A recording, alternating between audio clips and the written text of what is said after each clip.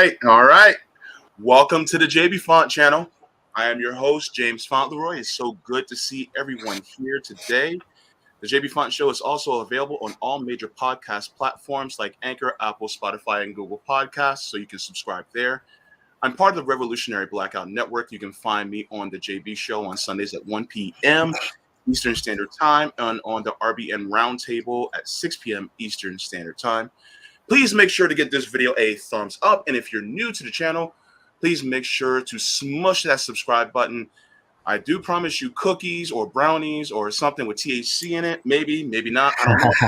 It depends. Let me go like this video real quick if we're going to be giving out free brownie. Yeah.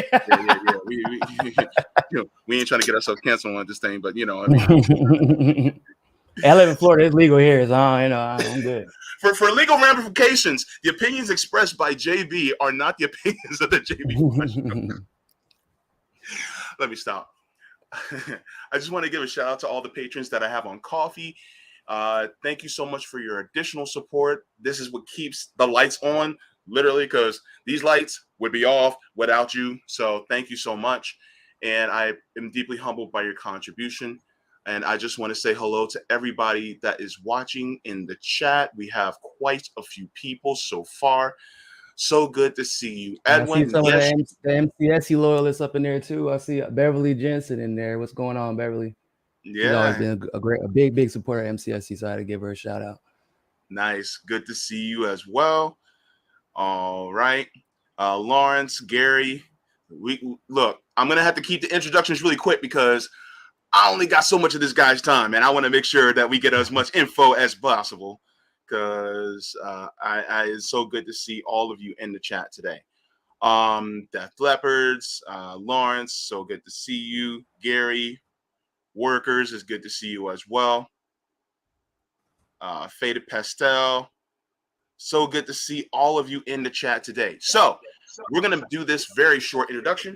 I just want to welcome Mr. NIKO House, activist, political commentator, veteran. I just want an all-around, really genuine dude of this space that was humble enough to come on my itty-bitty channel to help me out and just to have a good conversation. I've been wanting this to happen because our paths have been kind of like crisscrossing, but never really like converging. And so I was like, man, it's time. It's time for us to actually meet and have this conversation. So how are you doing, my friend? We good. I'm back. My back. Yeah. I'm good. Okay. Yeah, my internet, my Wi-Fi sometimes will just randomly switch to like another Xfinity Wi-Fi. I don't know why it does that, but we're good. It's all good. It happens to me.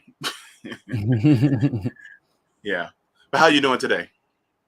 I'm good, man. I'm good. I appreciate you having me on. And I gotta say, just because the YouTube numbers don't bear it out yet, the amount of subscribers you have definitely does not equal the amount of influence you have in any given space, because YouTube does its best to censor the most influential and impactful voices. If you weren't impactful or influential, then you wouldn't be one of these ones being censored. I tell that to Sabby all the time. I'm like, the fact that it took her so long to get 10,000 subscribers is what surprised me. I was happy when she hit that milestone, but we know the work that she's doing right now with the Women's Summit.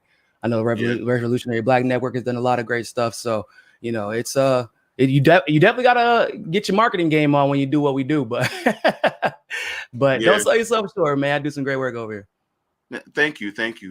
Part of that is some of the things that I've learned from the members of RBN, both past and present.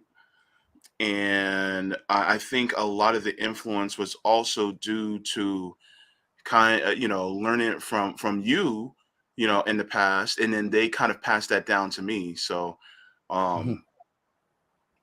so here I am, so I have to be grateful for that, I'm glad you're here. Yeah. One of the reasons also why that I wanted to have you on is because you and I share something unique in this space. We have beards every single day. Our skin color. we are black men in this space. I'm a queer black man in this space. You are a straight black man in this space. And you don't see a lot of us in this space. Mm-mm. That is very true. And even still, right, even though we've made vast improvements in that area, I think I've been complaining about this and trying to change it actively since I've started. Because I looked around for a second, and I was like, hold up. It took me a second, I guess, because we were talking about earlier, I graduated from UNC. I'm a Tar Heel until I die. But there ain't a lot of us there either. So you get kind of used to it after you get to certain levels of politics as well. But in this particular space, when it's supposed to be open, right? It's supposed to be accessible. And you hear so many leftists talk about championing the issue of inclusivity and representation. I was looking around, there wasn't a lot of us there. And I started seeing that, I wasn't getting invited to the cool kids party, although a lot of them would be in my DMs asking for information, analysis, commentary, doing what, hell, you'd be surprised. I ain't gonna say no names, but there are a few that literally, they wouldn't even have their studio set up if I didn't help them build it. Like literally. Yeah, like what? that. Yeah, really? Yeah. I think a couple of them, at least one of them was on Marianne Williamson's little panel. Yeah, at least one of them was. So, but I said no good deed goes unpunished, but that doesn't mean I'm gonna stop doing good deeds. And I'd like to think that staying the course and constantly raging about this particular issue is why people like yourself finally found a way to get in here and make some waves. So I'm happy about that. Yeah. There is, it's kind of weird because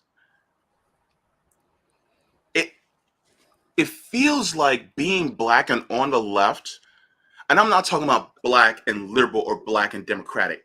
That's not what I'm talking about. I'm talking about being black and on the left. It feels like a new phenomenon, but this tale is as old as time, right? Mm-hmm. Yeah, I would say that the very unique space that we probably engaged was, at least since the Black Panthers. I feel like that's why it's funny when everybody calls me. I'm sure you've seen people call me Nazi, which is hilariously ironic. It's like calling, I guess, a homosexual man a homophobe in a lot of ways. They're like, well, why do you feel like? How are you a leftist? I'm like, I literally have almost the exact same ideology as Black Panthers. Almost exactly the same. They might even be more left than me in some instances. Like, I believe firmly in two-way, in the Second Amendment. In fact, I always laugh at my conservative friends. I'm like, y'all think y'all believe in two-way. Y'all don't even take it close to near far enough. And I'm in this camp of, because I understand the history of how Black people, especially revolutionary Black people and Black liberators have been treating this country. I'm like, any gun that the government owns, you should be able to own it too if you can afford it. Because it's not going to be a fair fight if they roll up in here with tanks and drones and you out here with your Glock 40 or whatever, your 48 special. Like, that's not, no, it's the reason that the Second Amendment was so important wasn't just to defend our property against the left, the people to the left and the right of us, because communities for the most part protected each other. It was to protect against governments, foreign and domestic. And we know that Black people have been under attack by the domestic government for quite some time now. Like, that's a Black Panther ideology. The reason that everybody wants to talk about Republicans and their love for Ronald Reagan and how they're so pro-gun, that's funny because I'm sure you already know this. Like, Reagan took guns away because of the Black Panthers in California. And the NRA never talks about that, right? So it's the maybe I might seem, because I don't use a lot of the same talking points, the same buzzwords. At least I don't use them in the same way as a lot of my white leftist counterparts. However, best believe if you ever put any of us on stage together or put us both on camera and go point by point who is quote unquote the leftist, oftentimes you're going to find out that most people are to the right of me. It's just that most people don't know that, because they also know the people, because those people do know that to the right of me, and they would never entertain that. They wouldn't do it because I don't know if anybody's ever seen me debate, but we know how that turns out. Well, and we said this in private conversation before. I think part of it is because a lot of times people will believe what other people say about you without actually talking to you. Mm-hmm. right? Yeah, which is weird. 'Cause I feel like my DMs are I'm pretty good at responding to my DMs, I think. Yeah. You responded to me. I mean, you know. So, but here's the crazy part though. And to your point, you get a lot of people who consider themselves conservative, and then they talk about taking up arms and being malicious about the tyranny of government, and yet they see the police budgets growing. They see how they're Yep. going up against us black people, and yet they still want to support police. It's like, wait a minute, I thought you guys were about don't tread on me, and yet Exactly. you see them treading on us, and you're Mhm. okay with it. Like that's Yep. pure government And now tyranny. but see, now it's funny because, right, so now since this whole mandate situation became a thing, they're starting to look at cops a little bit sideways, like, hold on, we got to go back a little bit. And like black people, like usual, were like, we try to tell y'all, we try to tell you. They always starts off with us, right? Yeah. It always starts off with us, but it never stops with us. Yeah. And I'm gonna be honest with you. Nick made a good point, because Nick was like, well, look, we've been enduring civil asset forfeiture for time immemorial. Yes. And now that it's begun against, conservatives or white people or some other people, other groups, it's like, oh man, this is unfair. It's like, bingo, motherfucker. We've been saying the same thing for the It's been unfair. So I mean, hell, one of the videos that I did that went viral about Kamala was specifically about her advocacy for civil asset forfeiture in California. Like that, it's been a thing, and a lot of the times you don't even have to be convicted of anything for it to happen. Yeah. And here's the crazy part. And we're not saying that it's okay because it's happening to other people. We're saying that you should have been mad ages ago when it was happening to us. Mm-hmm. It's like, instead of claiming that everybody's race baiting against the government when they were doing it against us. Yeah, no, it's frustrating to me, because that's when you get those people who will claim that black people are race baiting for literally saying what they go through.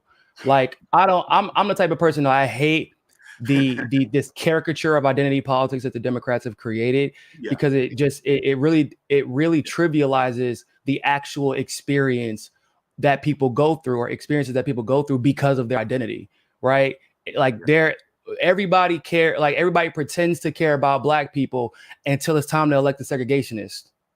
And then all of a sudden, and every day I tell people, somebody would ask me, well, how do you know that racism still exists? I said, because if it didn't exist, then Biden would be dragged out of the office.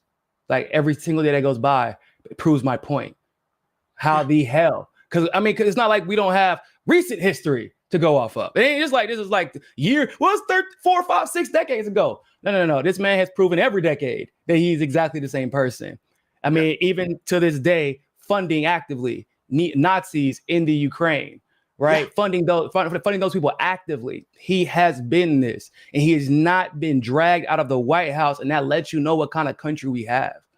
Yeah, I mean, pretty much every single president has been anti-black that we've ever had. From Washington down to now, they've all been anti-black in some way, shape, or form. You cannot tell me that they haven't, because even when they did the Civil War and released slaves, it wasn't because they really liked us. And even when they signed, for instance, the Civil Rights Act of 1964, it wasn't really because they actually liked us. It was because their hand was forced. A lot of times, this is because their hand is forced. And this is one of the reasons why a lot of us are saying that electoral politics, going that route only, is not going to do shit. It really has to be people on the ground doing shit, because that's how shit got done.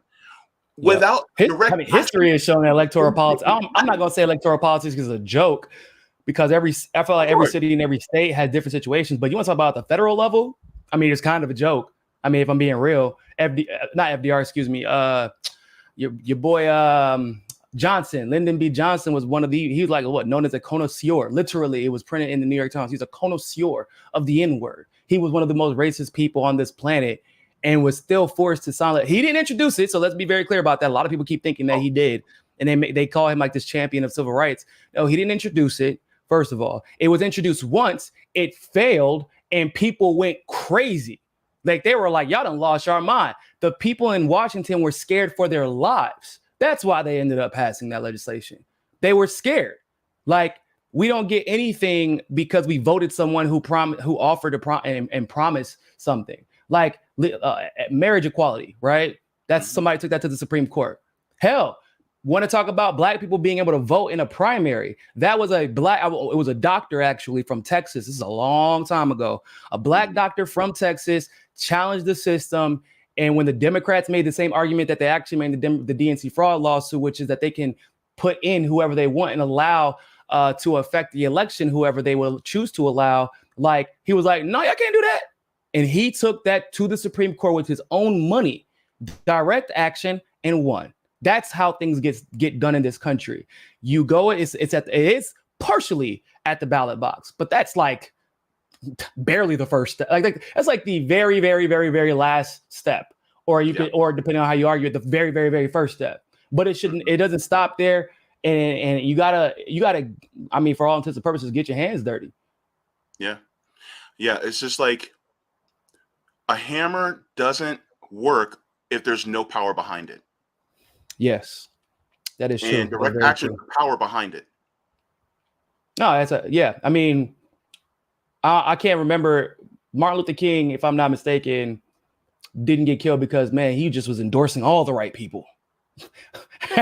No, that wasn't, Malcolm X didn't get assassinated because he was endorsing people, because he was telling people who to vote for. Huey P. Newton, Fred Hampton, no, they were out there in the trenches of trenches, doing the work and saying, and also, I know people bring this up a lot of times on Martin Luther King Day, but it doesn't hurt to bring it up again. Like the leftists and the liberals that cheer on and celebrate Martin Luther King on his birthday would have hated Martin Luther King. They would have called him a nuisance, an irritant. Oh, he's just looking for attention. Oh, he's just being hyperbolic. Oh, he's just an angry black man. That's what y'all would have been saying. And I know, because I see y'all do that to these figures that are likely going to be revered to that degree at some point in history, because when you're on the right side of history, it never looks like it at the time. Oh, definitely. Like, for instance, he had a 75% disapproval rating in the country. They hated the man. They hated Dr. King. And so a lot of people, you're right, that praise him now, they wouldn't give a shit about him. In fact, they'd be trying to scream, lock him up, because they'd be like, he's disrupting the country. Yep. What you think Dr. Martin Luther King would have voted for Biden? Like, I love Dr. Cornell West, but I remember he went on the convo couch, and Pasta and Fiorella asked him, like, yo, like, do you believe that Dr. King would have supported this man or voted for him? Or would he have suggested, no, like, why are we supporting any of these war criminals? Why are we supporting any of these races? And Cornell West, conceded, but at the same time, it's like he did go on to vote for him. And that's one of the blemishes on his resume for me, because I didn't vote for either of them, because I know where this ends up. And Dr. Cornell West is, once again, I still admire him. He's dope as hell, but like, he's older than I am, and he knows exactly what this is. He knew what Biden was going to be. We had 40 years to figure that part out. And instead of saying, you know what, protest this system, he instead said, let's choose to engage it, and then after the damage is done, try to repair it. Like, that doesn't make any sense. That's counterintuitive and counterproductive. And like you said, man, you just don't get. And I feel like Cornel West, don't get me wrong, is feeling that now, right? Because he has been pretty vocal about calling out the Biden administration. He was feeling it when he was vocal about calling out Hillary and Trump at the same time. Like I said, there was a blemish, but at the same time, this is how we're all, especially minorities. Good God, like standing up to the system, challenging the system, being like Ice Cube and say, okay, remember during the election, Ice Cube was demonized, that they said he was supporting Trump. But the reason why he was being demonized, not because he was supporting Trump, because he's actively said, I'm not supporting anybody in this race. I'm going to put together this black policy, and I want people to promise to pass it. That's what I want. Obviously, neither of them are going to do that. But that he came out and said, if you've read your history, you know that none of them are on our team. And he was kind of going through this revelation out in public, like, what the hell? Like, have y'all been reading stuff? Did y'all know they both been screwing us over? And he got attacked for that. Lil Wayne, because of, I think he had some charges actually dropped by Donald Trump. He endorsed Donald Trump. That was a headline. It was a trending topic on Twitter for all of 5 hours. Never was attacked again because he picked a side. They don't care what side you pick, because either way that feeds into the theater. of politics. If he's into the duopoly, they'll make fun of you, they'll call you out, then they'll get over it. But when you refuse to pick a side, that makes you inherently dangerous to the system that they've been working to protect. That requires this Hegelian back and forth, because that distracts the team football or the team sports or whatever. Like that in order for that system to stay in place, you have to have team sports. You have to. Yeah. And when people like Ice Cube or myself or others step out of that, then both sides at some point will both consider us the enemy, despite us not playing for either team. Yeah. And like, for instance,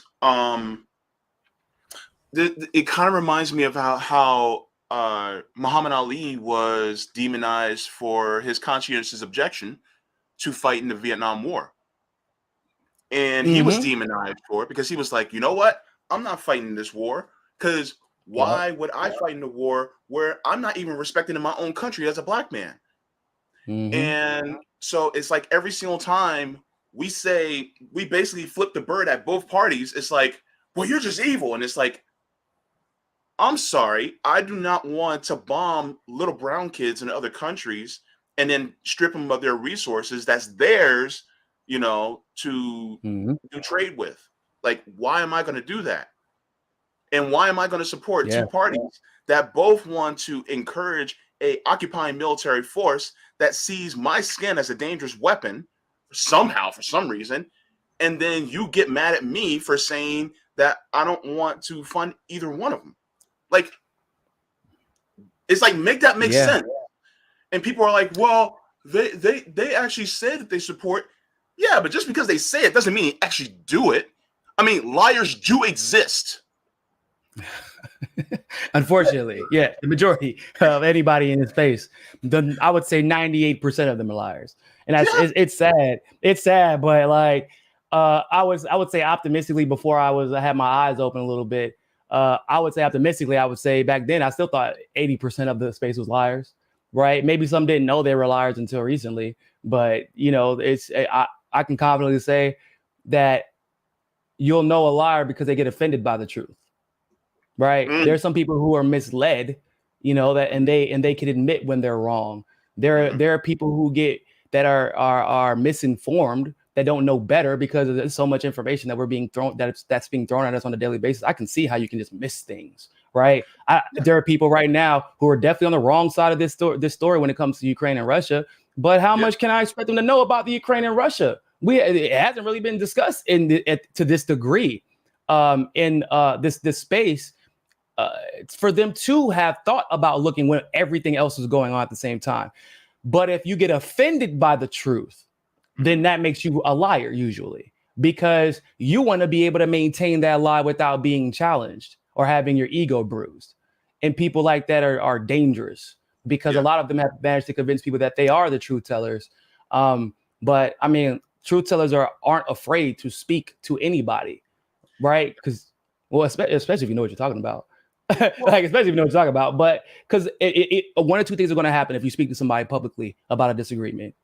You're going to be right, and now you have kind of built up credibility, or you get proven wrong and you learn something new. Oh my God. Yeah. Like, like that, those are two things that are good. Those are good things. Both of those things are good. They're great, actually. But that's not how it gets treated, because so many people tie the at least the look of being right, the image of being right, to their bank accounts, right? There's not. I always joke, but I mean, now we're not really friends, so I can say, like, Kyle Kalinske has never been anything that Kyle Kalinske has ever been right on that I've been wrong about. If it's going to be both of us right, I was right first, right? If one of us is wrong, it's always going to be Kyle. And Kyle knows, because we've even had conversations on camera. The one time Kyle might have thought he was right, where it seemed like a surefire thing, he realized how ridiculously wrong he was when we did case by case on a case by case basis of whatever we were discussing at that point. But he admitted to me after that stream, man, I just learned something new. Actually, it was on the stream. He said, man, I learned something new. I didn't even know about that stuff. So that's what happens when you're willing to engage with people, is that you at least come off as an honest actor. I remember back in the day, bro, if you were running for president, like the Lincoln Douglas debate was such a popular forum because the idea that people would run away from debate meant you were a bitch.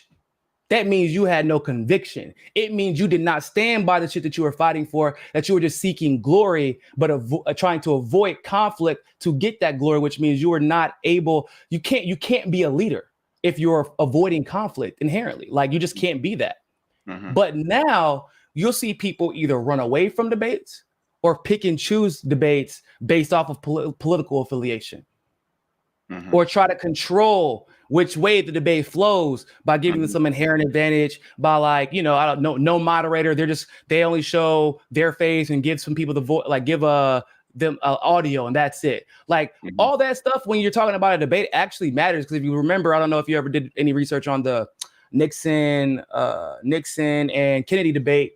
Anybody who was watching on TV thought Nixon won. Anybody who was listening on the radio thought, no, excuse me, reverse. Anybody who listened on the radio thought Nixon won. Anybody who watched it on TV, because of how composed he was, thought Kennedy won. Because all of those factors matter. And when not everybody's obviously, you know, I'm not going to expect everybody to be able to argue on camera or whatever. But at the same time, if you are one of those people who talk on camera and one of those people who have gained a following on camera or through a podcast by putting out certain claims, then you should absolutely be willing to defend yourself. I remember I flew to Anna Kasparian challenged me on something, and I flew to California 2 days later, posted a ticket on Twitter, said, okay, I'm not arguing with you. We both got followings. We both got, you know, we both have platforms. Why am I? No, I'm just going to fly to California and we can have this debate. Anna Kasparian disappeared for about 4 days. Literally. Didn't go on TYT. Didn't go on Twitter. Refused to debate me. But then, not even a few weeks later or a couple of months later, Anna Kasparian debating Tommy Loren about universal health care or whatever at Politicon. Why? For what? We know where Tommy stands. We know where Anna stands. What does that bring? What does that offer us? Yeah. Theater, bread and circus. That's it. Yeah. Because Anna knows better than to challenge somebody who actually knows what they're talking about because she's dishonest. Yeah. Here's my thing, though. It's okay to be wrong as long as you are willing to adapt and adjust to the new information that just presented to you. And then that actually shows people that you have integrity, and that translates to trust because they know that you're an honest actor. I would say that Jimmy Dore, that's my dog, but he's mastered that. Jimmy will get some shit egregiously wrong. And he'll figure it out and then be willing to change course and admit he was wrong. Like, and he's become very, very famous because of that. And he's not the only one, but that's because we're all of us. None of us are always right. None of us. Yeah. But when you are humble enough to be able to admit when you're wrong and then change course to the degree that a lot of people have, that does build up trust. Yeah. It shows you're humble. Yeah. But as for me, I recognize the lane that I am in. I am not a debater because, number one, I suck at them. I'm gonna be real. I suck at debates. I'm not good at it. It's not for everybody. And look, I will, like, for instance, here's one of my biggest problems that I experienced personally. You'll make a point. Keep going real quick. I'm gonna turn on my other light real quick because the sun went out. Yeah. So.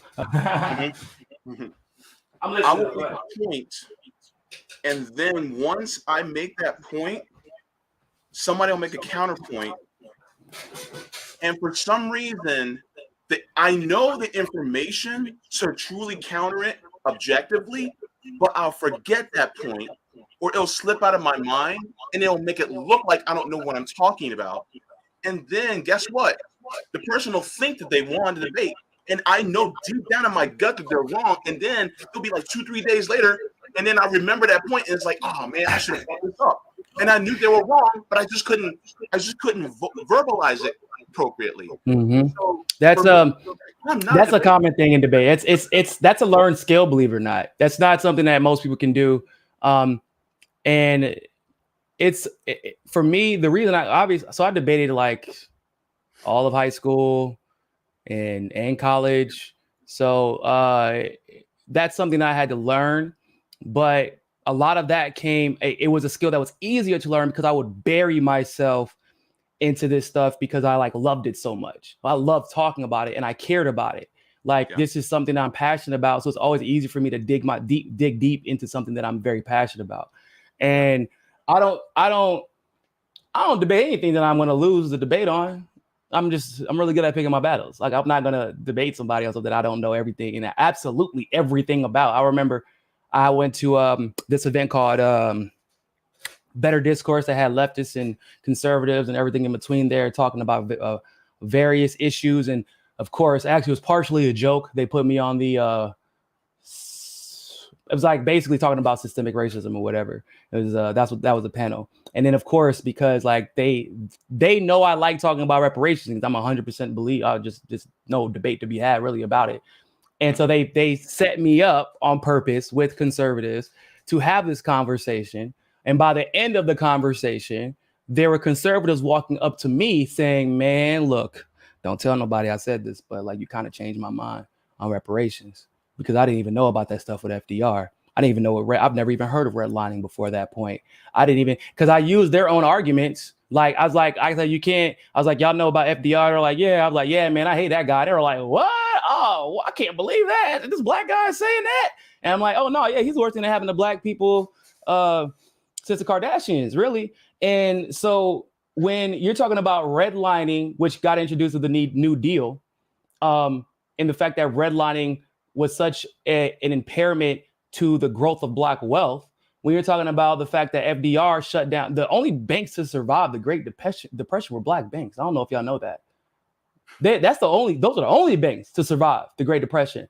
And instead of letting them continue to grow their wealth, because it would have been exponential, guess what? FDR closed them down just like he closed down the other banks, which is on purpose, right? So now we can't even get the vast amount of loans that were being given out by like JP Morgan and Wells Fargo and all those big banks, Bank of America. We couldn't get those in large amounts like the white people could when they were getting their building the suburban utopias.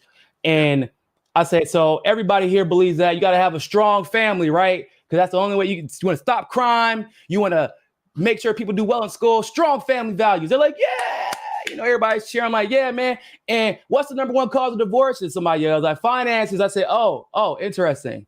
So if the number one way to start a business, especially at the time, small businesses, take out a second mortgage on your house, what happens when you're not allowed to take out a second mortgage? That means you can't start businesses, correct?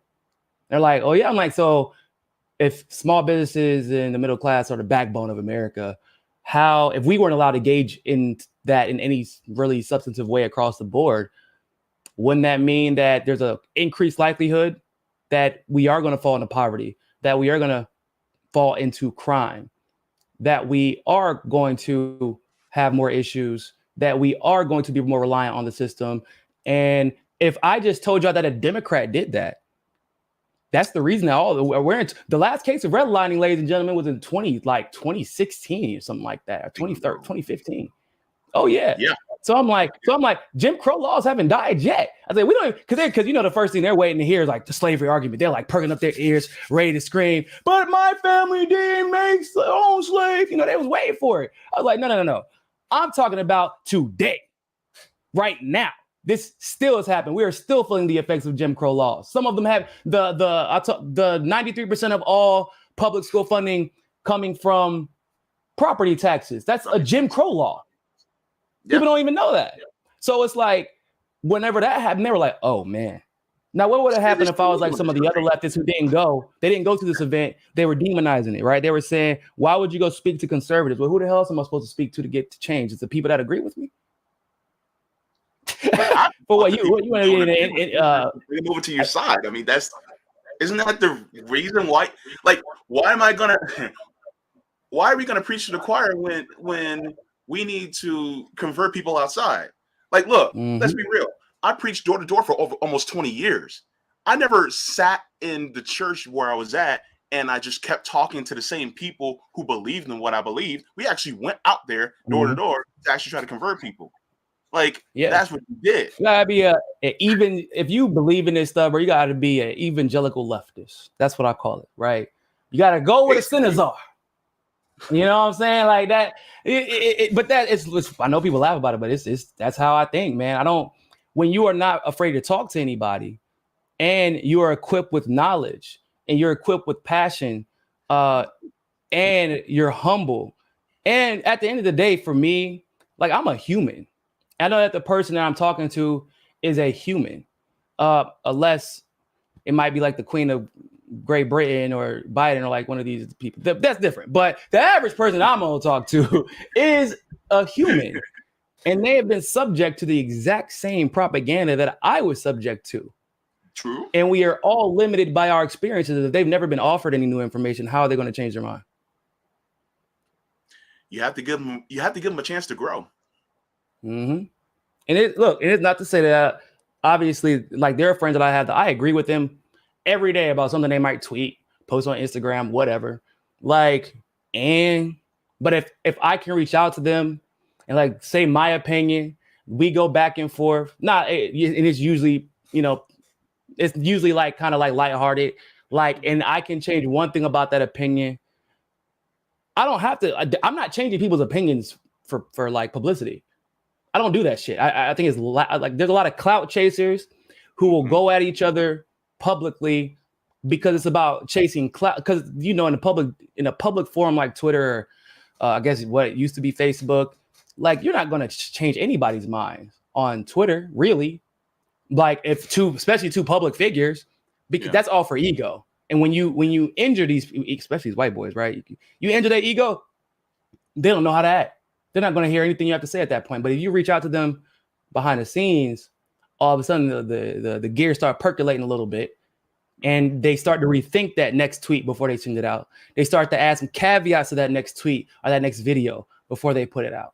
Like that's how you get things done. If you're doing it for the right reasons, rather than just like, oh man, my friend embarrassed me because he had a bad take. If I got embarrassed by every friend I know that had a bad take, boy, I would just be a sad guy because everybody I know has had a bad take. Everybody. So including myself. Yeah. I've been wrong plenty of times. JB has been wrong plenty of times. But yeah, I didn't even get to my questions yet. We been talking. Go ahead, man. Go ahead. Like, damn. Yo, I knew this was going to be a good show. Damn. But, oh, shit. I don't know if I can ask them all.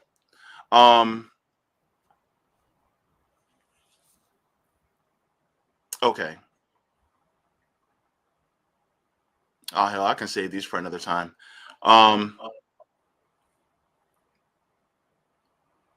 Because we're almost. Go ahead. We can get through whatever we can get through right now. Okay. All right. I just want to make sure. I'm just trying to be respectful of your time. Yeah. No, you're good. You're good. I'll let you know. Okay. All right. So, what is one of the biggest learning curves that you have had to endure when getting into the independent media space? The biggest learning curves. Oh man, I guess technology would have been the biggest one. I know that sounds silly, but like when I came in, it was like not the StreamYard stuff. That damn show didn't exist. I was OBS Studio and figure it out. I was going on YouTube and Googling, or I was going live from my iPhone back in the day. I would like that's like from just the production side. So funny enough, my friend told me, he's like, man, you should start a production consulting, like independent production consulting firm. I'm like, why? He's like, bro, because I actually literally have helped people put studios together that are affordable that they can operate out of their homes, right? So, which obviously you could see some of the major change that you can make from being able to do something like that, and it once again puts the power back in the hands of the proletariat, rather than relying on a CNN with dying ratings or MSNBC or a Fox News with dying ratings. So from the technology side, that was probably the biggest learning curve. Was I had to kind of like teach myself all that stuff. I had to do a lot of guess and check, really expensive guess and check. Then on the actual politics side,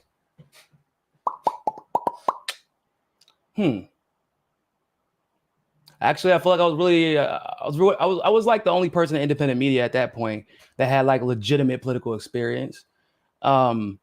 like organizing, working for candidates, consulting. I worked in a gubernatorial. I actually used to work for the man who told Johnny Cochran to say the glove don't fit, you must have quit. His name was Kenneth Spalding. He was running for governor out in North Carolina. Yeah. I was one of his advisors. Yeah.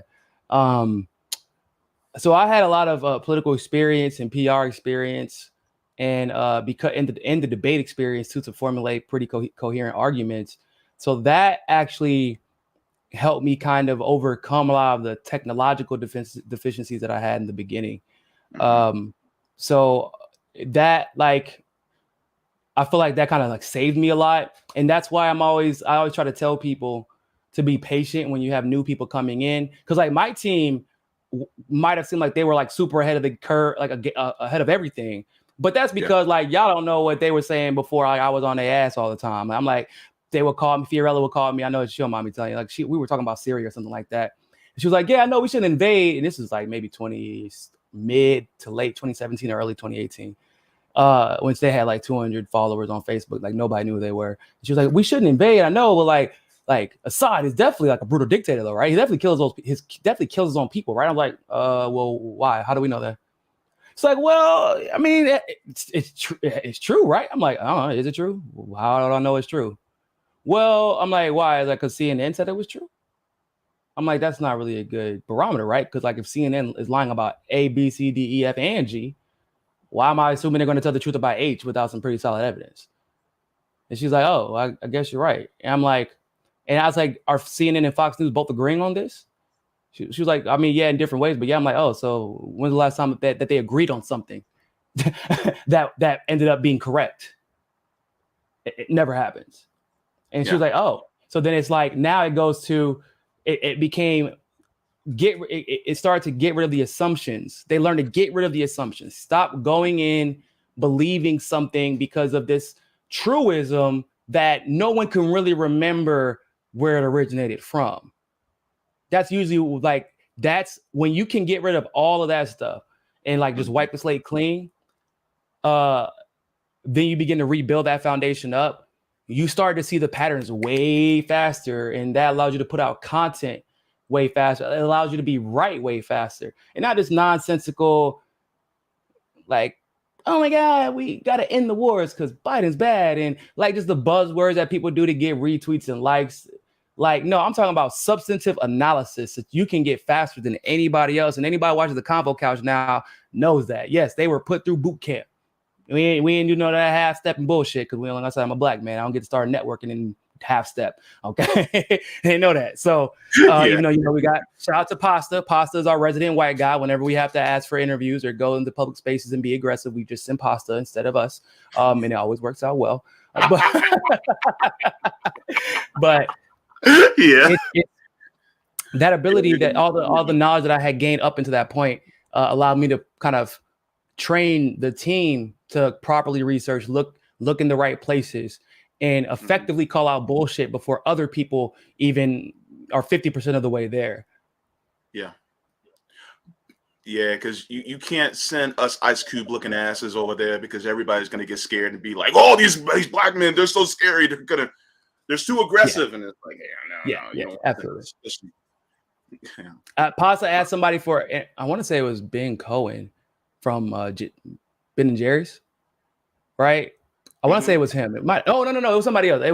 It was like we were at the California convention, and Pa's like, "Hey man, I really want to get an interview with you. Is that fine? You have some free time to do?" It was like, "Yeah, man, okay." He's like, "All right, well, really quick. Here's my friend NIKO. He's actually like runs the MCSC Network, and he's going to be the one interviewing. I'm just going to be behind the camera. So yeah, man, as long as you got time, let's go ahead and." We do that all the time. Like we do that all the time because if they saw me, they're less likely to want to engage with me than if they see Pasta. It's what it is. We know what it is, and we just take advantage. We just try to work around it however we got to. But it's life as a black man. Just do it. You do what you can. Look, and yes to everybody that's watching. Yes, I know that me and NIKO look like we can be cousins. Damn straight. I know. Who knows? We might be. You got any Caribbean in you? You might be, man. If you got any Caribbean in you might be my cousin. Ain't a lot of us here. I don't know. I don't know. I mean, nah, I don't have that much Caribbean in me. I just did an ancestry DNA test. I just found out I'm like mostly Nigerian. but whatever. But we related somehow. Say that again. But I said we're related somehow. But yeah, this is another question that I ask a lot of people in my who come to my show. I also asked this of Misty. She was on last week. So this is a hypothetical question. You're president of the United States, and it's January 20th on your inauguration day. What are the first 3 actions you're taking as president within your first 100 days? Free Assange. Close all the bases in the world, all the military bases in the world. Okay. And writing one long executive order and getting rid of all student debt, mandating that Congress create a single payer healthcare system. You know, obviously I can't allocate the funds, so they're going to have to actually figure that part out, but I would definitely be directly involved in that process. And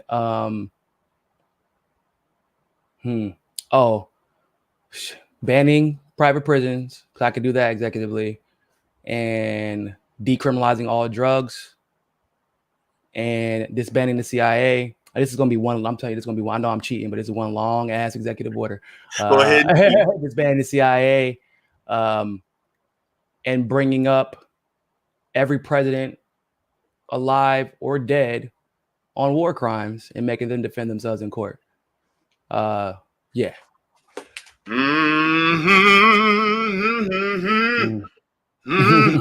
Long executive order, but technically, you know, you can do that. I'm in church right now.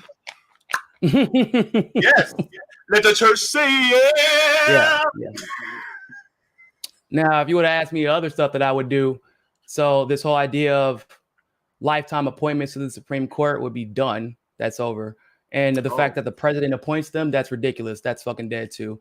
That they would be voted on, just like our DAs at the local level, just like our judges at the local level. It's ridiculous that the president gets to do that. Same thing with U.S. attorneys. You got to vote on U.S. attorneys now, which means you have to run for office, which means up into that point, you have to have a stellar record.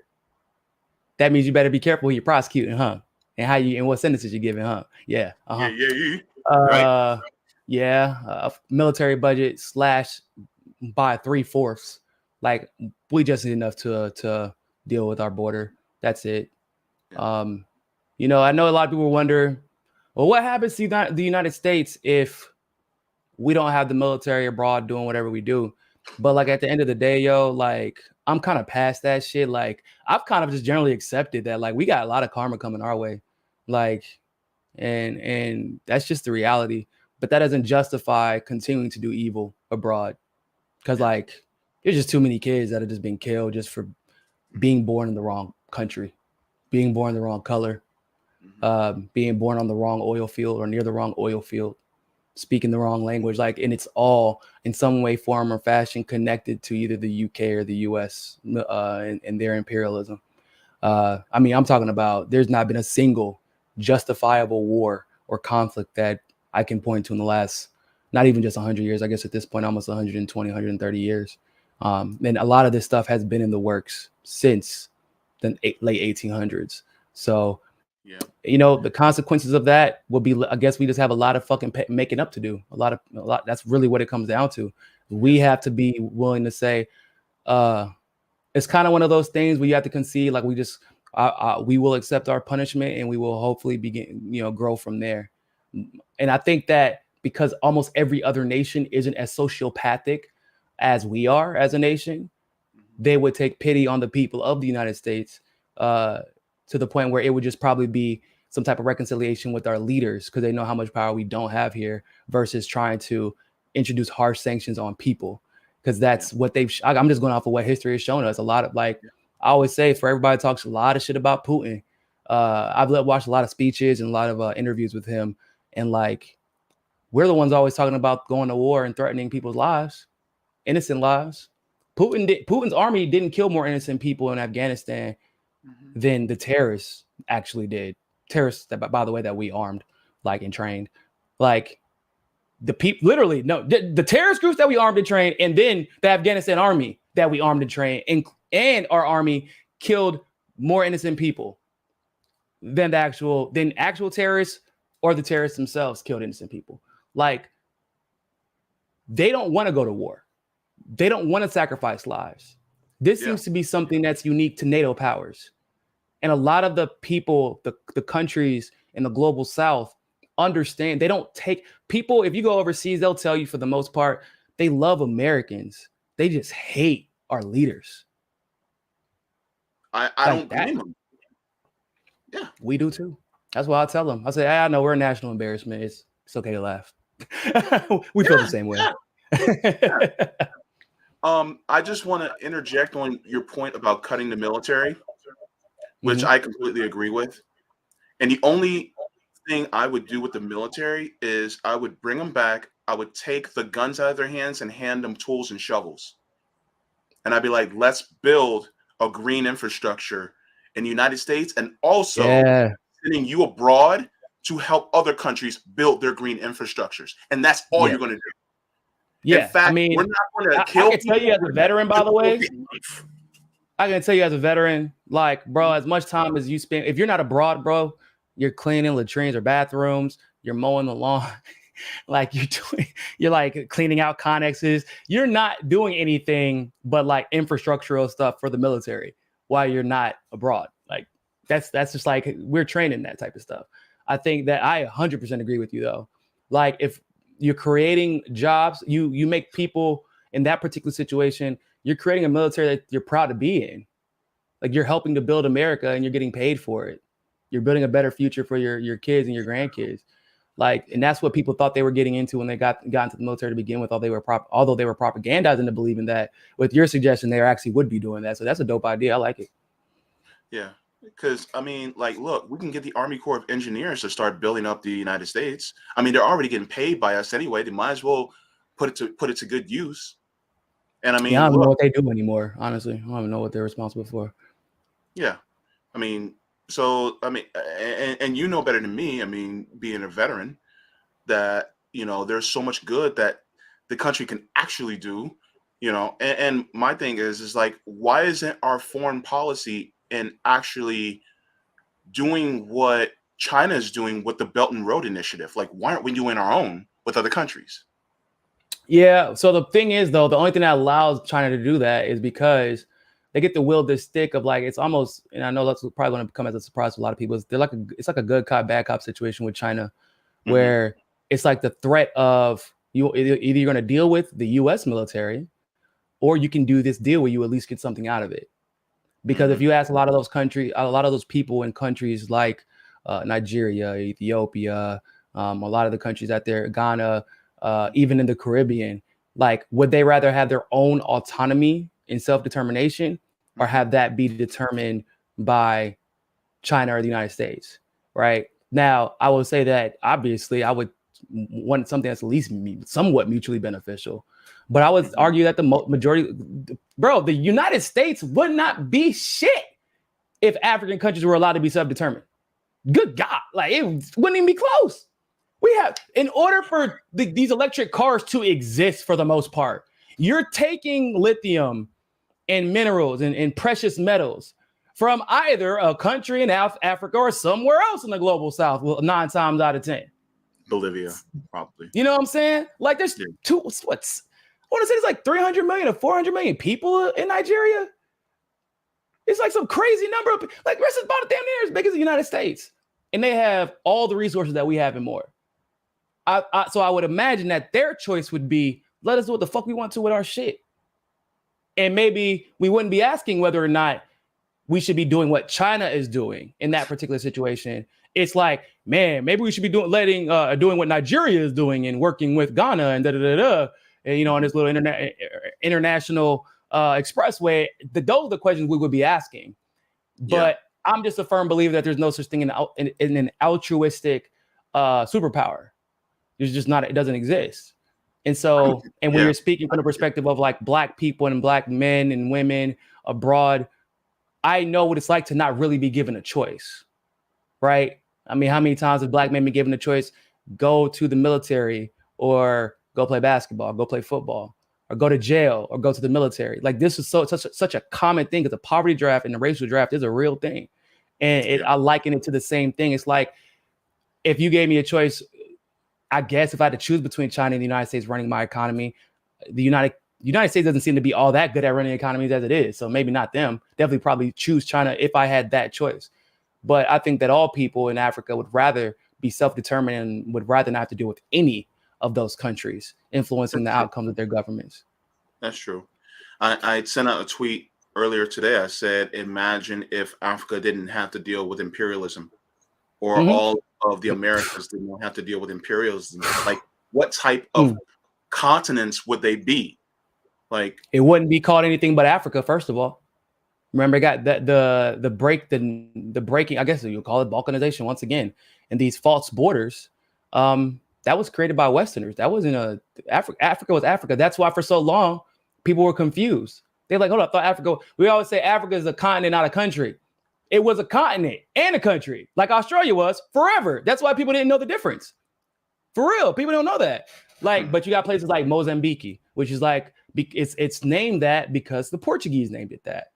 Côte d'Ivoire, that's because who named it that? The French named it that. Like, there's so many countries where it's obvious who named them what they are named, because, like South Africa, Africa wasn't a country, or excuse me, Africa was still a country in a continent at the same time. So the only thing you could call it was South Africa. What the hell else would you call it? Hell, Africa itself is like an American, or excuse me, I guess is British technically. Like, so British, UK, Queen's English. Like, I don't think that's what Africans were calling it at the time. So it's like everything about Africa to this degree, to this point, is what could have been. Would we even be speaking about the U.S. in the same way? If I mean, shit, obviously we don't want Africans to go out there and start, doing all the imperialism that the U.S. was doing. But if the U.S. empire and the British empire were never allowed to be what they became, and Africans actually fought back and were unified to some degree and stood up for themselves, will we even be having this conversation about the U.S.? Would you or I even be here? You know what I'm saying? Like, Africa is wild. That the thought experiment there could lead you down a rabbit hole for literally years trying to do a thesis about that shit. Yeah. I mean, because I was thinking about it, because, and I know this is the nerd in me. It is what it is, but like, and yeah, this is highly propagandized, but still, the movie Black Panther, like, that showed like what an African country would be if it wasn't propagandized at all. Yeah. I mean, I think that Black Panther probably got it the most right out of any like American like depiction of the Black experience. I feel like that, and I gotta give a shout out to Krugler for that one, because first of all, I think he was under 30 when he started that movie, working with actors that I'm sure, like, literally, I think Chadwick Boseman probably was doing James Brown when Coogler was still a teenager. Like, that's how like magnificent of an actor or actors and actresses that they were working with. Bro, Coogler is young as hell, dog. He looked like a kid, like when he was doing the round table with the rest of the MCU directors, he looked like a child, like that was just so happy to be there. And what was funny was that he realized, like, this is how brilliant of a film it was. His movie was the only movie, including Infinity War and Endgame, that all of the directors were there on the opening night in the same room, because that's how brilliant it was. Like, you managed to show, obviously, the Americanized, what it means to like be taken advantage of by American imperialism, the poverty draft. That's obviously, that's how you get Killmonger, and you see how warped his perspective became, and how he became, unfortunately, like the Americans that he hated so much, like the white people, the white imperialists that he hated so much. But that's what happens in real life. I see it all the time. Like, that is literally what happened. And how Africa itself sometimes can be put on a pedestal, or some of the countries and its leaders can be put on a pedestal, and they put themselves on the pedestal, but they don't ever take credit for being directly influential in the Killmonger outcomes, and how they treat us and look down on us and think that we are lesser than, because of us, for circumstances that weren't in our control, that led to us being African American instead of just African. And then you get the obviously the black women, how like literally, and this is a consistent theme. I don't know if you've noticed throughout Marvel, like the smartest person in Marvel is Shuri. They already came out and said it. And she's about to be the Black Panther on top of all that. And the replacement for Iron Man, Ironheart, black woman. Like the most powerful people who are not superpowered, like the Dora Milaje, are the most powerful warriors in the world. Like literally, I don't know if you've seen Falcon and Winter Soldier, but they put hands on all three of them, put paws on them. She literally disarmed Bucky Barnes. Bro, that shit was, she said the Dora Milaje have jurisdiction, whatever the Dora Milaje find themselves to be. I was like, it's like, if you think otherwise, go ahead, try to fight them. Go ahead. And look what happens. Like they got so many, and really because in black culture, black women are considered to be the backbone of black culture and black society. And it's the same in Africa too. So it touched so many, but I like the reconciliation aspect of it, right? Where you have Chadwick Boseman, who's playing T'Challa, confront him and all his ancestors. That was the thing. That was the part to me that was like, they got everything. And I know black people, you know how black people are, boy, they can be some crab in the bucket motherfuckers. They can do that. They was going out there waiting to be like, watch them fuck this shit up. Watch the mess. Nope. They hit every single note. They hit every single, and the reconciliation. You were wrong. You should not have abandoned them. Because now all the crime, him having to kill his brother came because of what? Because Wakanda had, they're like, oh, you can't bring the refugees in. Why? Well, because then they're probably become our problems. Well, I don't know if some of y'all seen Avengers Infinity Wars, but when you can stop a fucking spaceship from landing on your goddamn home with a shield, I think that you can handle refugees. You know, it's not the alien invasion. I think you can handle a couple of refugees. But there's that mindset, like that the isolationist mindset that a lot of Africans have, because they're also jaded, obviously, by imperialism. But the overall message of the movie, in my humble opinion, was like, bro, we've all been subject to this imperialism, all of us, and we've all been victims, and it's all manifested in different ways. And so, but the Wakanda, the way it looked, where the city was integrated with the nature, like in the area. That's how cities should look. That's how it should look, right? So I mean, I love the movie. It's just one of my favorite masterpieces of like that I've ever seen. Like I always love it's visually. As a black man, it resonates with me on both sides. As a person who's been a veteran, and as a person who like just has had like responsibility thrusted on his shoulders by his family when you're just trying to figure all this shit out. And then you realize, I saw this tweet the other day, it's beautiful. It said, hey man, anybody else having to be parents to their parents lately? And it's like, that's how it feels though. So I loved it. Yeah. And just as a point, when he went to the ancestral plane and he told the former kings that all of them were wrong, I want to do that to the Congressional Black Caucus. Especially when it comes to the 94 crime bill. I want to be like, all y'all, because every single time I bring up, the 94 crime bill about Biden, you get liberals in the comments going, with the Congressional Black Caucus, they were the ones who thought it was a good idea. And I'm like, they were wrong. They were wrong. I don't know what's hard about And so over and over again, over and over. The Congressional Black Caucus also voted to support the war in Afghanistan. The Congressional Black Caucus also voted to give weapons to militant groups and terrorist groups in Africa to kill other Africans. I mean, that part where Killmonger said, remember when he was like, that he murdered his own brothers and sisters in Africa just to be there. You could tell that shit hurt him to his soul, but he had become so warped at that point that he's like, just get to the end, and as a black man in society, they're selling drugs to their own people just to get, because they believe that the end will justify the means, that the peace that they think they will get eventually will be justified by their actions. It will never be true, but like that's where black people. Now I will say this though, T'Challa, man, that boy be going from 0 to 100 sometimes, dog. Like whenever he was chasing Claw and he's like talking to them before he get, I'll bring him back alive. I'm gonna bring him back. And when he saw Claw, it was a whole different thing. He was like, mercy, king. Every breath you take is mercy from me. I was like, bro, what the hell happened to this? Bringing him back shit. Bro, he did the same thing in Infinity Wars. When it was like, let's go negotiate, let's see if we can talk them off the ledge. We can find some middle ground here. And Captain America's like, man, come on, guys. We can let's talk this out. We don't have to spill no blood here. And she's like, oh man, we got our army. We good, man. And he's like, oh no, y'all got this fucked up. That's not what I ain't bring all these Malaj and all these groups together just to hang out. Nah, you are in Wakanda now. You will have Thanos will have nothing but dust and blood. I'm like, well, there you go. Well, I guess that's all that. Like, damn, bro, you gotta tell people before you just gonna drop some shit like that.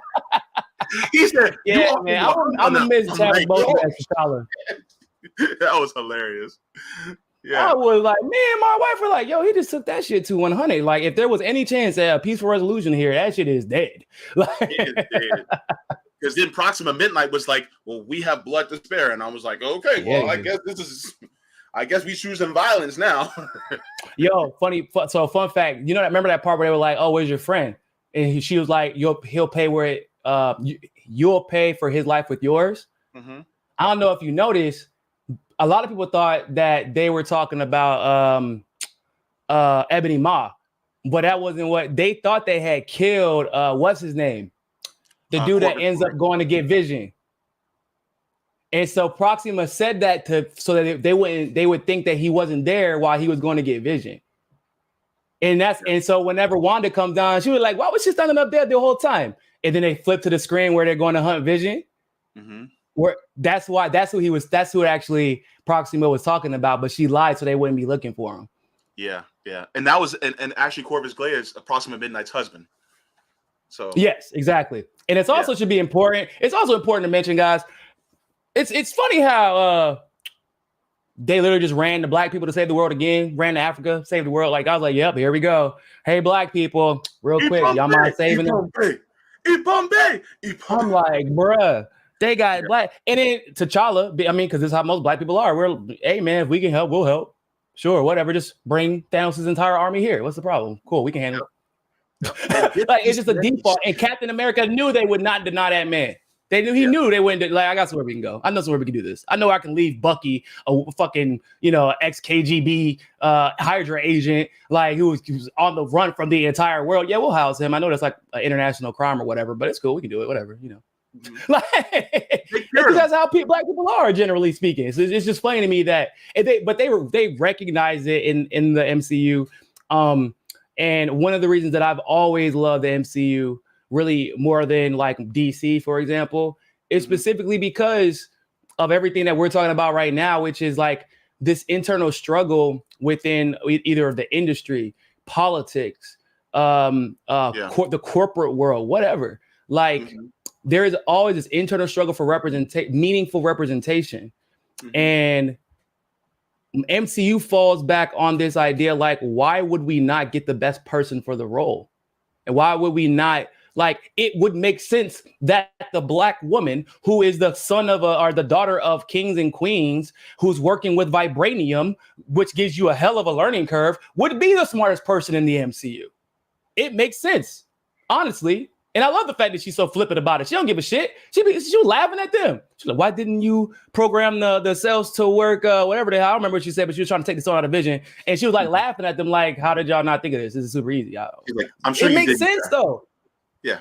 T'Challa being so jaded made sense. Why he was how he was when his dad got killed, it made sense. Ironically, his dad did get killed though, because of how uninvolved Wakanda had been in Africa up to that point, or really around the world, right? Because that's why the Avengers were needed, because Wakanda had the tools to fix a lot of those issues. But and the standoffish nature because of how much Tony Stark contributed to the military-industrial complex, him and Chadwick Boseman never talked to each other. People don't realize that. There's a reason it was never a vibranium suit. Why would I give you that? Think about it. Like, they hit every note when it comes to the black experience. And why? Because black people are sitting at the table. That's why. That's what representation actually looks like. And guess Yeah. what? Now that everything they drop, billion. Why? Because you got the best people for the job, because you had active and inclusive representation there. Mm-hmm. True. Man, I love how we can just mix in policy, geopolitical politics, in with, nerd culture. Yeah, man, it's all related, bro. It's all related. One of the reasons I can't even watch DC anymore. I can't even do it, dog. Because Batman's a fucking dark, cop. like literally too dark. Like it's too dark. Like I literally, like if I can shut it off my TV, it's like, where is everybody at? I can't see. Man, I wish that was just the case. No, because Black Widow was dark. I love Black Widow. That's one of my favorite movies now, actually. It's like that movie was amazing. It's like low key. If you haven't watched Black Widow, go watch it. It's basically an expose of the entire Epstein trafficking ring. And also Black Widow's kind of convinced me that what's his name from who wrote Smells Like Teen Spirit? Oh, I cannot remember. Kurt Cobain. There you go. Kurt Cobain. Yeah, I'm pretty sure he got killed. I'm pretty sure he didn't kill himself. Yeah, that's a whole different thing. Because Kevin Feige low key be snitching on people. He be snitching on the empire, bro. You gotta watch. You gotta be. You notice? I don't know if you ever seen Winter Soldier. I did. But that was basically exposing the deep state. How they thought that they were the good guys. A lot of people in that organization thought they were the good guys, right? Then Hydra has been there this whole time, incubating, and everybody associated Hydra, right, quote unquote Nazis, with Germany, right? But I don't know if you ever watched all of Agents of S.H.I.E.L.D., where they exposed that Hydra was actually started by the United States. Yeah. Well, I didn't That's watch. that shit they be hitting it. And meanwhile, Batman be trying to do everything except for go to therapy. That's what he do everything to avoid that shit. Like so what's the problem in Gotham, man? The mob and everybody keeps buying everybody off, man. And they buy the judges off, they buy the attorneys off and the cops off. Well, aren't you the richest man like in the world? Just buy them off with better paying jobs and infrastructure.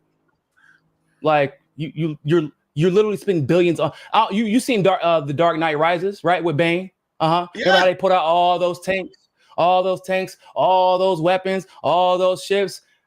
How many? Couple billion, few billion, maybe, for all that shit that was out of his garage. You didn't think, man, let me reinvest that in the community. You know what the sad part is? That speech in front of Blackgate Prison, Bane was actually throwing bars. He was actually sounding like a revolutionary. And I'm like, he was. After I came to the left, I was like, hold up. And I listened to the Bane speech again. I'm just like, yeah, it sucks that he was full of shit to some degree. Like that bothered, but it also like he was full of shit too, right? Because he was never intended on actually liberating, allowing the people to run that city. Yeah, he was never intended. He's always going to blow it up. That let you know you got to watch out for some people who got a loud microphone, but just be saying some really nice shit. The leftist movement can relate to that a little bit, but you look at this idea of Superman, the white savior, right? It's the same concept. It's Wonder Woman, royalty. Like everybody with a superpower is some type of, even the Green Arrow, like all these people are wealthy or from royalty. Or like why the whole reason Superman exists is because of elitist class privilege. Because his parents were some of the best scientists on Krypton. Couldn't stop the goddamn planet from blowing up, but some of the best scientists on Krypton, where they can build him a spaceship, have the infrastructure to keep the spaceship just in case, and program it to send their child to a different planet where he's now a superhero. Literally everything about it is you had an inherent advantage, whereas a lot of the Marvel characters, MCU characters, were born out of disadvantage, right? Or if they did have an advantage, like Tony Stark. Tony Stark got humbled in the first movie. They humbled that motherfucker. First movie. Yep, you're kidding now because you're dumb. Fix this shit. And then he spends his billions of dollars doing what? Helping people now. So it's like that with DC. I always say like, yo, I feel like DC is just a bunch of white dudes that sit around the table and like they just like talk about how great it would be if they made superheroes that were just like white people that got away with everything they wanted. And like It doesn't make their story. What is Apocalypse like? Not Apocalypse, excuse me. What is Darkseid's goal? Why does he want to destroy the planet exactly? Jay, do you know? I don't know. Curious. I don't know. I mean, we do know he wants to do it, though, right? I can tell you Thanos, but Thanos, you said? Yeah, like for instance, yeah. Even though I know the comic book Thanos, but basically, I mean, in the comic book Thanos was trying to do it to get some tail. Let's be real. Yeah, he was. You kind of understand that, though, you know. But yeah. But MC was good at making sure that, like, yeah, that doesn't make any sense. Let's fix this. But in the movies in the MCU, you had a lot of people going, "Damn, Thanos got a point. It's warped, but he does have a point." It's but here's see, this is the other thing about the MCU. There's a lot. Like I've watched so much MCU so many times because I just am way too into politics. And like I've learned to now look at it's kind of the respect I have for Kevin Feige. Really, I'm like, there's not a movie that he's put out that doesn't have a mental health. Iron Man was exposing the military-industrial complex. Civil War. They take the man who was supposed to be this, like when Captain America was originally created, even in the comics, it was a propaganda piece, and they say he then stands up to the Empire. He challenged the Empire, and now the man who's supposed to be representative of America is shunned and becomes public enemy number one of the U.S. government for standing up to them, because what is the most patriotic thing you can do, really, which is stand up to your government. And that's what he did. Like the messages have been there consistently if you're looking for them. With Thanos, so the whole premise of the resources, right, which was genius, by the way. But do you know what he says in Endgame that no one catches? And I thought this before Endgame even came out, and I kind of ruined it. I don't even tell people until they're ready to hear it, but it's been so long. I'm like, all right, guys, so why the fuck didn't he just snap his fingers and double the resources?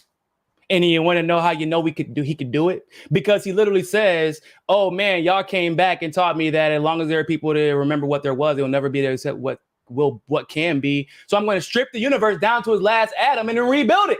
So in other words, you could have just doubled the fucking resources. Yeah. Literally. He could. But that's how people like fucking Klaus Schwab at the World Economic Forum and a lot of these, like Bill Gates, they always talk about the scarcity of no, there's no scarcity. First of all, there's no scarcity of resources. When you combine the amount of resources with technology and innovation, there is absolutely. But without the idea of scarcity, without the lie of scarcity, well, capitalism falls flat, don't it? Yes. Yeah. Because I mean, you just linked about how the idea that Thanos thinks that, well, there's not enough to go around, and it's like you literally have the entire resource of the universe in your hand in order to double or even triple or quadruple it. And then what does he do instead? Takes away. Exactly. And that's exactly what the powerful do in real life. Yeah. So what is right now we have all the resources, all that. Yeah, there is no difference. No, they're literally that is them. Thanos is them for sure. Like, like that was, but that was Kevin Feige's point. There was some things about Thanos that they did on purpose. Same thing. So like I don't know if you remember, but in Guardians, I want to say the end of Age of Ultron, Thanos' eyes are like bright purple CGI. They went out of their way to make him to give them Josh Brolin's real eyes, because your eyes, you communicate with your eyes. So everything Thanos did was genuine. You never question him, and they actually go out of their way to make a big deal about him not lying. Because when you're not scared of anybody, why the fuck do you need to lie, right? So. Yeah. And so when he says something like that, you don't think about, right? When Gamora tells Peter to kill her, right? And he does it, and Thanos like turns his gun into bubbles. Like he's like, oh, I like him. That was genuine. He genuinely liked him for Gamora, for his daughter, which is kind of weird, but he says, You've earned my respect, Stark. When I'm done, half the universe will be gone, but I hope that half still remembers you. Yeah. Which also demonstrates that it's not personal for him. He's detached from it. But that they hit so many notes, bro. Like even with everybody that knows me or watches my show, no, Guardians of the Galaxy 2 is my favorite movie in the world. Like it is not even close. Because if you ever watched it with me on shrooms, you would figure it out really quickly. But Ego's not really Quill's dad in the comic books, right? You know that. Ego was made Quill's dad because James Gunn was trying to communicate a point about Ego, right? So Quill meets Ego, who ends up being his for those of you who don't know, Chris Pratt's character, Star-Lord. His dad is a Celestial named Ego, who keeps Mantis, an empath, around as a pet because he cannot sleep without the empath around to put him to sleep. In the whole movie, he's actually gaslighting them. Like every time Quill's like, well, why did you leave my mom? I loved your mom. Why are you? He's like, oh, whoa, what the fuck? Okay. All right. Then he changed the subject. And then and when he comes into the movie, I don't know if you've seen Guardians 2, but I don't know if you noticed when Ego comes into the movie, the whole team splits up. The found family that they created, they all split. Right? Yeah. They go on their separate ways. And you have even with Yondu and the rest, the Ravagers, him and Sakaara argue. So everybody split up. But when they all come together to destroy Ego, the family reunites. Yeah. That's the shit that they on. Like that, DC could never. They could never. They could never. They can't do it. But you got to do something. You got to melt your ego. Kevin Feige used to be a Democrat. Did you know that? He also used to be a Republican. And he's like realized he had the same realization that you and I and a lot of people in the chat have had. They're all trash. Wow. And when you realize that the elite are full of shit, then your eyes are open. And the things that you do, in every aspect of your life, whether it be making movies, creating content, the missions that you choose to pursue, like everything is just different because you're seeing it with a clear view versus the view that is obscured by partisan propaganda. You know what's interesting? I've actually found that I treat workers a lot more better since I moved to the left. Like, why do you feel like that? Workers, but for some reason, I feel like, you know how, and we're black men. We walk and we're walk past each other, we go. You know. Yeah. Oh yeah. That's the thing. Even on Wall Street, I used to work on Wall Street. We'd be like,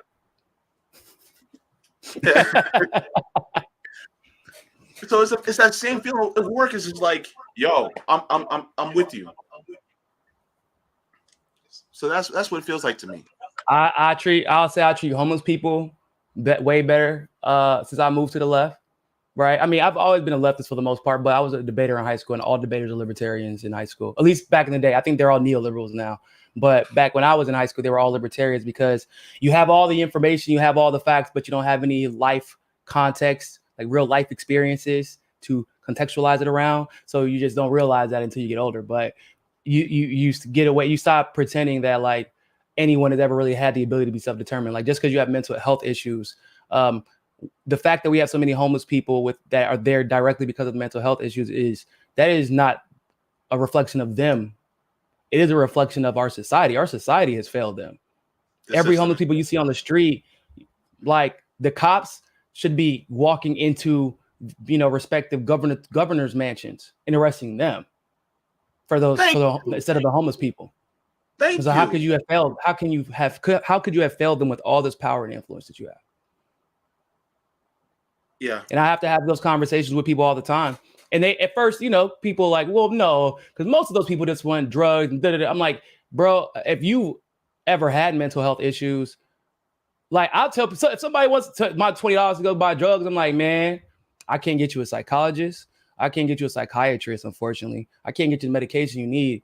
If the 15 or 20 minutes of escape that this drug gives you, just so you can forget about the mania you have to deal with 24/7. If this $20 gets you that, fuck it. I don't care. Have fun. Go. Like, I do not care, because if I've gone through mental health issues myself, especially after my grandfather passed away, and all I could think about was, when does it stop? Like, when do I get peace? And I have a roof over my head. I have my siblings and my mom alive, my grandmother's alive, and my cousins are alive. I have friends. I have a job. I have a career. And I still was like, when do I get my 15 or 20 minutes of just peace? So imagine being homeless with schizophrenia or multiple personality disorder, borderline personality disorder. No, all your family's gone. All your friends are gone. You've lost your career because of this. 15, 20 minutes getting high to forget about it. I'm sad I can't give you an hour. I'm sad. That's how I think about it, honestly. There was a guy outside of CVS. No, it was Walgreens. It was Walgreens downtown Miami. About 5:30 in the morning, I was going to go pick up my prescriptions. I get up stupid early because it's when everybody else isn't up, and I don't really, believe it or not, I'm not as sociable as you might think. But these two guys outside asked me for money. I didn't have any cash on me, but it was cold. It was like the coldest week in Miami, because we always have 1 week that's ridiculously cold. They just asked me, one guy asked me for a drink. It was orange Fanta, actually. It was orange Fanta. 2 orange Fantas, actually. He asked for his other homeless friend who did, because he didn't want him to have to ask, because he's a super sweet guy. So what I did instead, actually, I got them the Fantas. I bought them gloves, and I got them both $25 Visa gift cards so they can use it wherever they need to, buy coffee, whatever, right? And he was like, wanted to do the white guy. He's like, oh, you don't have no cash? I said, nah, man, I really don't feel like going to pull any cash out, honestly, like, or else I give you cash. But I'm like, you'll be able to get whatever else you need. I know what you need it for. I was like, I can't get you that, but I mean, this will get you some beer. I mean, I don't know what to tell you, because you got gloves. You know, at least you're going to be warm now. And they were so great. Every time I walk past that dude downtown, they always, hey man, what's up? How you doing? They don't ever ask me for anything anymore. But they're like, man, it's really sweet what you did, man. Da, da, da, da. Because like people, they don't want to be in that situation, man. Like they don't want to be in that situation.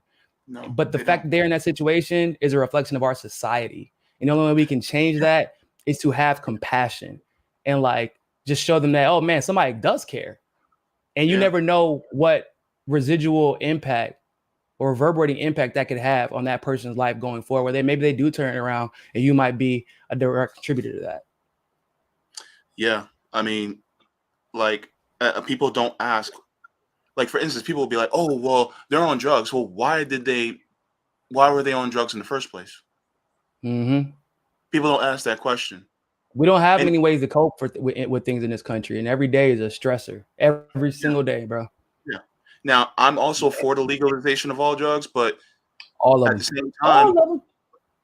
same time, it's like, why is that their only crutch?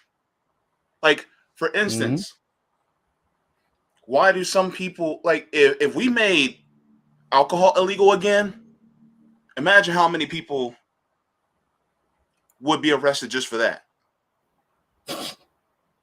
Crazy. Everybody, basically. Like everybody. There's some teenagers out there that wouldn't be able to make it, bro. My grandma wouldn't even be able to make it. Like, what? See, the funny part is, right? The same circumstances and factors that led, actually, ironically enough, to the criminalization of all drugs and things that aren't drugs, like I don't even consider weed to be a drug, are also the same contributing factors that actually created the homeless problem to begin with. Right? That's the funny part. Like that is, and of course, also directly contributed to like the opioid epidemic. It's all the same shit. All of it. That is all the same shit. And it's the system is the problem. Yeah. Everybody has to stop finding scapegoats. Yeah, they got to stop finding scapegoats, bro. I was looking on Twitter and Facebook the other day, man.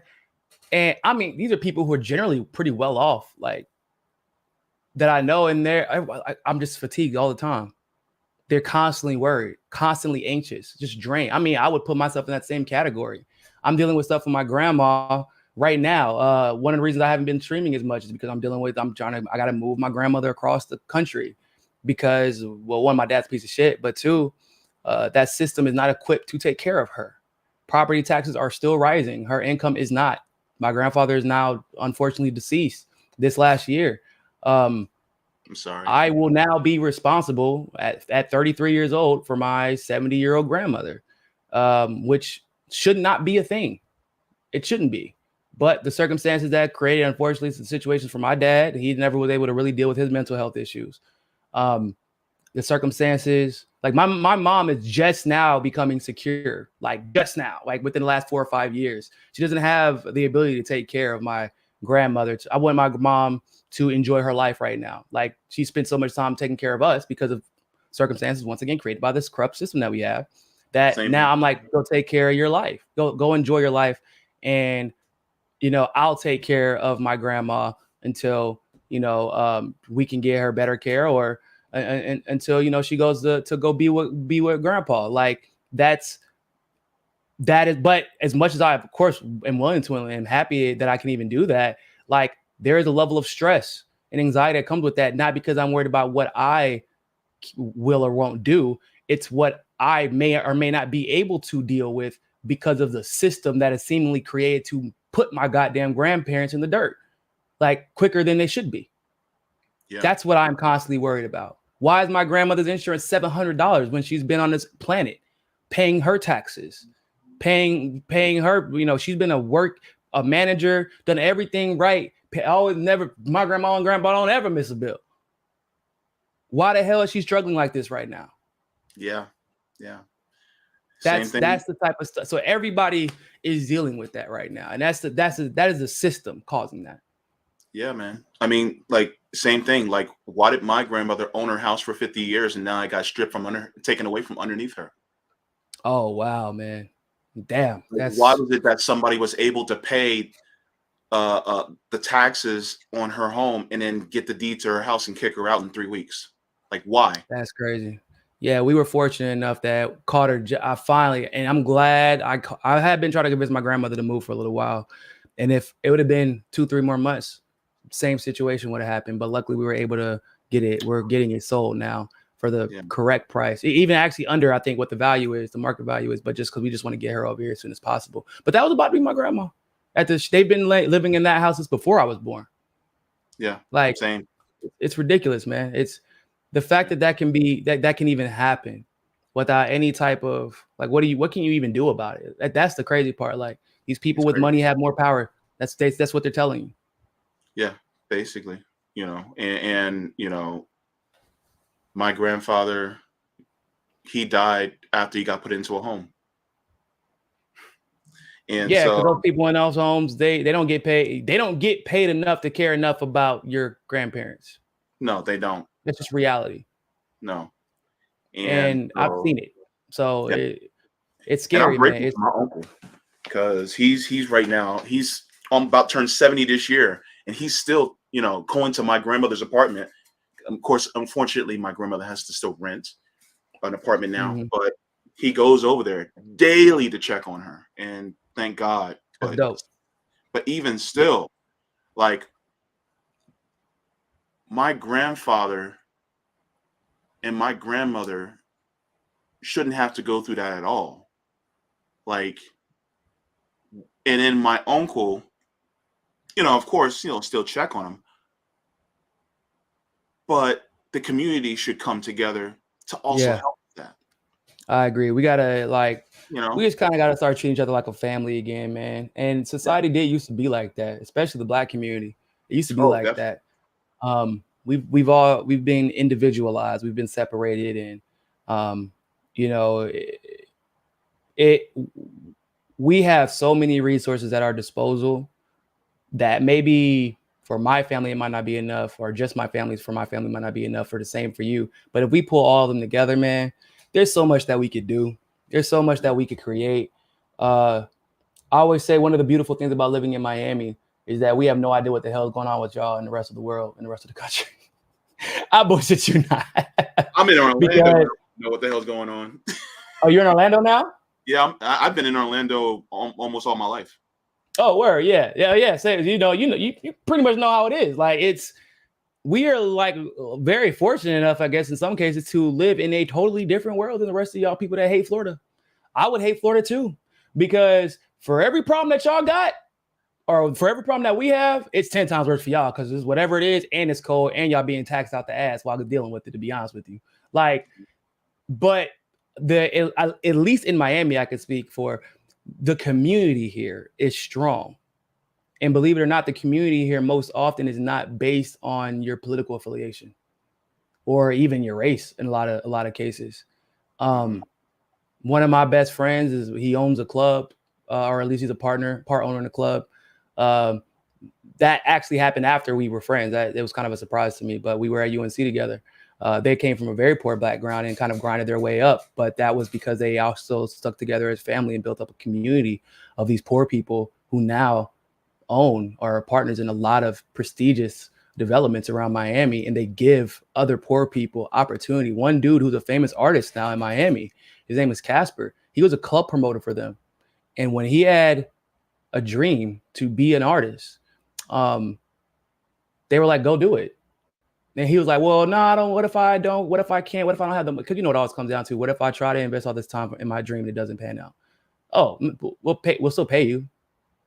You can always come back, but go live your dream.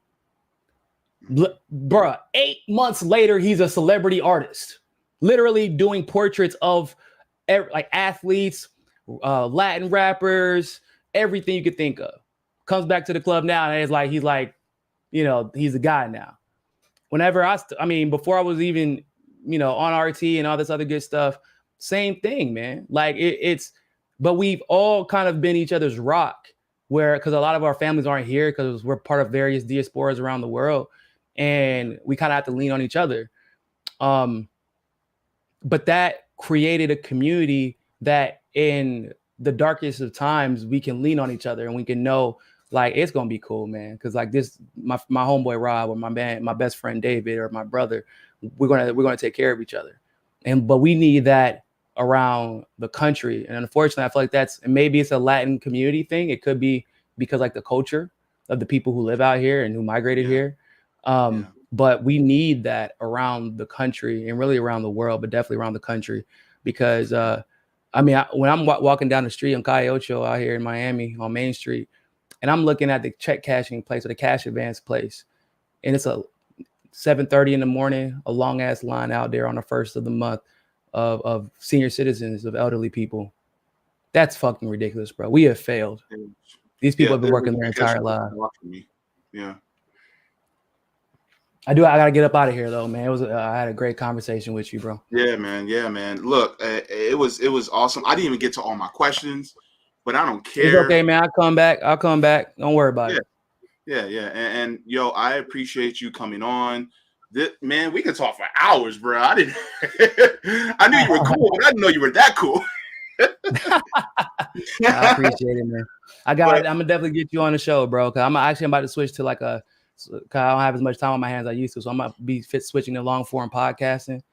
Okay.